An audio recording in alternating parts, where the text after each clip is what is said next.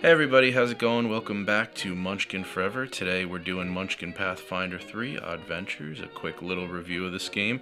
As always, we're going to roll and see if we get in the bad stuff. Ooh, number 6. That is a fire from the Fire and Dice store in Valley Stream, New York. That is a 6, actually. And I get the hell away from all that bad stuff. And this is not a loaded die. This is a Fire and Dice die. And Fire and Dice is a pretty fun store to go to if you want to play some Magic, or you want to pick up some cards, or you want to get some comics. It's pretty cool. And we're not sponsored. I'm just saying it's fun. That's totally where I discovered this game from. Alright, so today I have some of my favorite dungeons and cards from this pack. Overall, I was kind of disappointed in this pack, but some of these cards I could definitely see me taking and using in another variant or anything like that of Munchkin, you know? So, I'll show you what I would take from this pack. Tyrant's Grasp. The Whispering Tyrant returns. To pass a notice, the Munchkins must also whisper. Any player who speaks in a normal tone of voice or louder loses a level. So Tyrant's Grasp is pretty fun, and it's definitely in line with the humor of this game. Kingmaker. To reach level 10, a player must have help in combat. The helper also wins. If no one will help you, you must run away. For a long time, elves can help in combat, and people were kind of like, oh, I wish that I could win with the level 10 player. Well, this card makes it possible, so combine it with some elves maybe, or add some little rules about that maybe only the elf can use it, or I don't know. Whatever you want to do. This is a fun card, regardless. Iron Gods. When you are in combat, you may give yourself +5 once per combat by reciting a quote from a science fiction TV show or movie. You may not use the same show or movie as someone else. And if someone challenges you and your quote was not exactly right, you have -5 instead. But if it was correct, your bonus becomes +10. Like, for instance, Luke, I am your father. That's not the line. It's no, I am your father. I believe that is. If it isn't, it's going to be a lot against me. Oh, and if somebody doubts it, then you have an even higher bonus. It's such a nerd card. It should be called the Nerd Gods. All right, Iron Fang Invasion. Double the level of all goblins. Good luck. And since, if you've seen my other review about how many goblins are in the new pack that came out and the game itself, that's a lot of that actually could be a challenge. Shattered Star. In this dungeon, a Munchkin who has 7 one-shots in play wins the game immediately. So, just like a Apocalypse Munchkin, this is a perfect reason why sometimes you just want to hold on to everything. Not that you don't do that already. Curse of the Crimson Throne. Queen Iliolisa Arabasti has cursed her land. If you find a curse when you kick down the door, you may play it on someone else after resolving its effects on you. If you are a witch, you may redirect the curse without suffering its effects. I really like this card, and I also really love the witch class. As for some of my other favorite cards in this deck, since pretty much what we have is just portals left, I guess these are some of my favorite portal cards. We have this nice little skull gate. It's called an Eoxian Gate. I hope I'm pronouncing that right, but I really don't care. Discard all dungeon cards in play and draw a new one to replace them.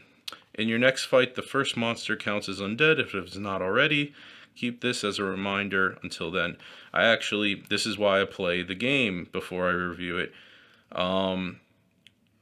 Undead monsters actually we had some issues with undead monsters. They actually had some bonuses. So, for a long time I've said, oh, undead, you don't really have to worry about these little effects with them. Well, that actually turned out to be something else. But I just like the way the card looks. I'm telling you, there's a reason why I'm not giving this pack a great review. Addition change. Draw a new dungeon card and put it into play. Its effects add to those of the dungeons you are in now. So this happened too in the game. Basically, you're in 2 dungeons now. Then, starting with the player who played this portal, each player may discard any number of cards from their hand and draw the same number of replacements from either deck. Campaign downtime. Until the start of your next turn, turn all dungeons face down and ignore their effects. No one may play portals during downtime. Anyone who kicks down the door and finds a portal may put it in their hand for later, use, and turn over another door card. So basically, you know, it gives you a breather. It just stops the craziness of dungeons. Valley of the Pyramids. Draw a new dungeon card and put it into play. Its effects add to those of the dungeons you are in now, so same thing as the other one. After you have done this and resolved any immediate effects, draw a face-down treasure, you grave robber. So, that's a little bit nicer than the other one, perhaps. Get a treasure, unless you really need to change out your cards. So anyway, overall, I love these dungeons. Like, this is 1, 2, 3, 4, 5, 6. I was right in my head. It is 6 dungeons. 6 dungeons that I'd like and I would use in different versions of Munchkin, definitely. Like, why not? Maybe you can't use the Goblin ones unless you bring some Goblin along. You know, this Iron Fang invasion card. But other than that, you know, overall, I didn't necessarily need the pack, so I'm going to give this a 3 out of 5. And I know what you're saying, we still have cards on the table. Well, usually I don't review all the cards, but I guess today, you know, since this was kind of a quick review, why don't we just go through all of them? Plus, I'm pretty sure a lot of people look at these videos just to see what cards you get. Usually I do a synopsis of my favorites because the rest of the cards aren't really that special. But in this scenario, since it's such a short review, let's just go through it, you know? Let's go through the cards. Return of the Rune Lords. It's everyone for themselves. When the Munchkins run away from the monsters, everyone who is not in combat draws a face-down treasure, highest to lowest level, roll the die to break ties. Reign of Winter. Fire flame attacks have double their usual combat bonus. Jade Regent. Monsters with green in their illustrations have +5 in this dungeon. That's a pretty fun card. I should put it in my favorites pile. I'm glad I went through the other cards. Reign of Winter. Fire flame attacks have double their usual combat bonuses. Mummy's Mask. Hakwatep Rises. All undead have +5 in combat and are worth 1 extra treasure. Carry On Crown. Munchkins who are wearing headgear have +5 against undead monsters. Council of Thieves. At the start of each turn, the current player rolls the die and applies the appropriate effect. 3 or lower, discard a small item. 4 or higher, draw a face-down treasure. Legacy of Fire. Monsters are immune to fire and flame attacks and give 1 extra treasure if they are killed. Rise of the Rune Lords. Kurzog, Rune Lord of Greed, has returned. Lose your item worth the most gold pieces to the bad stuff of every monster. Wrath of the Righteous. All non-goblin monsters get +5 in combat. War of the Crown. Turmoil and Intrigue. All headgear has an extra +3 bonus, but any player who isn't wearing headgear can, once per turn and only on their turn, try to steal one from another player who is... That needs a punctuation, or, you know, a comma, by discarding a card and rolling the die on a 4 or higher. The theft is successful. You may not try to steal during combat. Skull and Shackles. We be scurvy pirates and we be looking for loot. When you loot the room, draw 2 cards from the same deck. Keep one and discard the other. That's just a cacophony of different accents there. Giant Slayer. Munchkins have +3 against any monster that grants more than 1 level when killed. Strange Aeons. If no one has a class when this dungeon is played, discard it and draw a replacement. Players with no class, or who choose to discard their class, become cultists and may not take another class until they leave this dungeon. Cultists get +2 in combat for each other cultist in the party.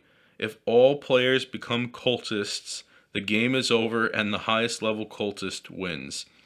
Kind of reminds me of Munchkin Cthulhu, and that's definitely one I want to pick up, because that's a fun one. So keep that in mind. Alright, now let's do the rest of the portal cards. The Inferno Gate, Welcome to Hell. Draw a new dungeon card and put it into play. Its effects add to those of the dungeons you are in now. In the next fight, you may not gain any benefits from fire flame attacks. Keep this as a reminder until then. Odara? I have no idea. Draw the top dungeon and put it into play. You may discard one other dungeon if you like, so you don't have to. Iron Mountain Gate. Discard all dungeon cards in play and draw a new one to replace them. Roll the die to find out whether this is a portal to heaven or hell. On 3 or lower, lose a level, and on 4 or higher, go up a level. Abyssium Portal. The Dark Tapestry opens. Discard all current dungeons and replace them with the top card of the dungeon deck. You have -5 in your next combat. Keep this as a reminder until then. This is just another Odara card. Didn't we do the Abyssium Portal too? Alright, here's actually a different card. Doorway to the Red Star. Choose any previously discarded dungeon card to put in play. If none have been discarded, draw a new dungeon card instead. Its effects add to those of the dungeons you are in now. Random Campaign Generator. Discard all dungeons in play. Random Campaign Generator. Discard all dungeons in play. Roll the die to find out how many new dungeons to draw. 3 or lower. 1 new dungeon. 4 to 5. 2 new dungeons. 6 or higher. 3 new dungeons. How do you get 6 or higher on a die? Random Campaign Oh, that's the same freaking one. Oh my god. Severian Stone. Severian Stone. Discard all current dungeons. Choose one dungeon from the deck or discards to put into play. Shuffle all the others together to make a new dungeon deck. The Cenotaph. Lose a level as soon as you reveal this portal. Discard all the dungeons in play. Although if there are more than one, you may choose one to stay in play. Draw a new dungeon card and put it in play. Eoxian Gate. Wasn't that? Yeah, same thing that I talked about earlier. And the only reason I put this was because it just looked cool. So yeah, so that's the whole pack right there. Overall, you know, did I say the review score? The review score was 3 out of 5, you know, so 6 out of 10 basically. I definitely think you can mix and match and take some stuff out of this and put it in whatever you want, or, you know, just use less dungeons and keep the more interesting ones when you play. But yeah, that's the review. I'd like to just show all the comments that people have left on my videos. I'm really thankful that even though this is kind of a niche thing, we have like a niche following and people are really into it. And people are really excited when it comes out. So yeah, so you know, I would love to get this going on a better schedule. You know, actually get people together to play more. So hopefully I can get you guys a new review. If you want to leave a comment on things that you want to see, it doesn't even have to be Munchkin related. Or if you want to comment saying, don't change anything, just keep it with Munchkin. This is Munchkin forever, don't change it.